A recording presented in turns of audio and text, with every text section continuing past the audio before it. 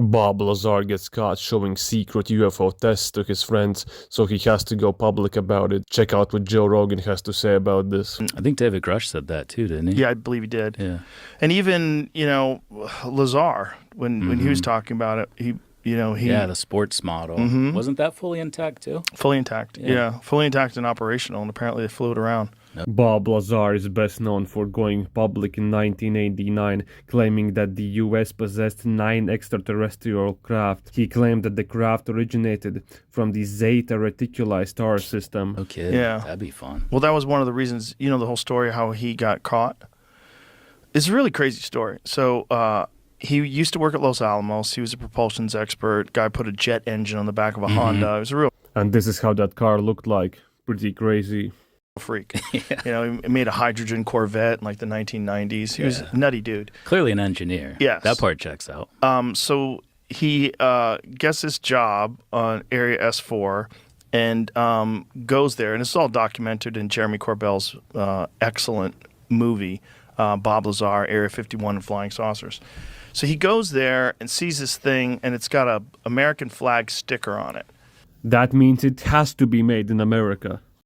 And, they basically say, tell us how it works. And he's like, oh, this is ours, because he sees it has a sticker on it. And then he realizes this is made out of some completely unknown alloy. There's no seams in it. It seems to be 3D printed.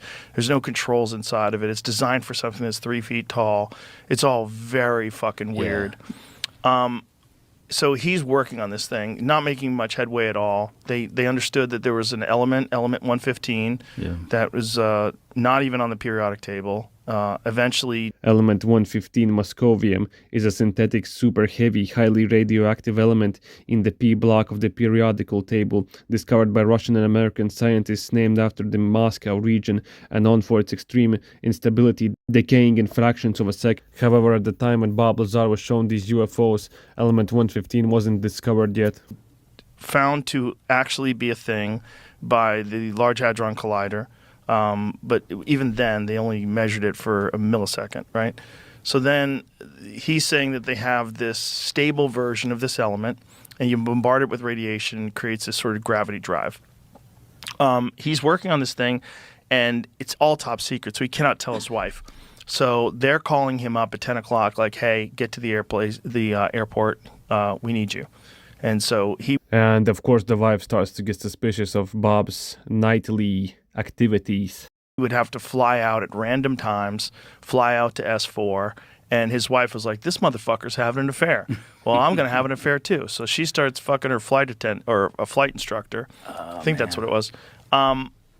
When you have that kind of clearance, they are monitoring everything. They're monitoring all your phone calls. They're so they've realized that his wife is having an affair, and they think that he will be emotionally unstable, and it's too dangerous to have him working on this insanely top secret information if he's not stable.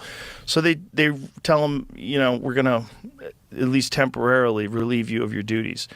Women ruining the fun as always. So he's freaked out, and he tells his friends, like, hey, this is what they're doing there. Yeah. They have these things, and they fly them every Wednesday. I'm going to take you guys. There's an area we can go watch. So he takes his friends out there on 2 separate occasions, I believe. They get caught. He gets arrested. They release him, and he realizes, like, I'm kind of fucked. They might kill me. I'm going to have to go public with this. Contacts George Knapp. I did see that. Then the whole thing is history. Yeah. George Knapp is an American investigative journalist and a TV news anchor best known for his work on UFO/UAP topics, and he was the first one in 1989 to publicly interview Bob Lazar. Yeah, no, that's wild, man. And I think, and it's still happening. There's still these whistleblowers. Well, he says they used to fly them, and you could go watch them fly these things. And they were moving in these really weird ways across the sky that you cannot do with conventional aircraft, that they only sort of understood how to, like, pick it up and put it down. They didn't understand how to, like, really That was out move at it around. Groom Lake, right? Yeah. This is how Groom Lake looks like from a satellite view. It's where Area 51 is located. Yeah, I remember as a kid, I've been into this for a long time. I remember as a kid seeing videos of people going out, and then they eventually closed it down. You couldn't get to that spot, but there was like a That was hillside during the where you could Obama go up. administration. During the Yeah. Obama administration, they actually had to admit that Area 51 was real. Because before that, they didn't. No one even knew it was real. I mean, that was always just a joke. Like Area 51 was like Yeah. for fun.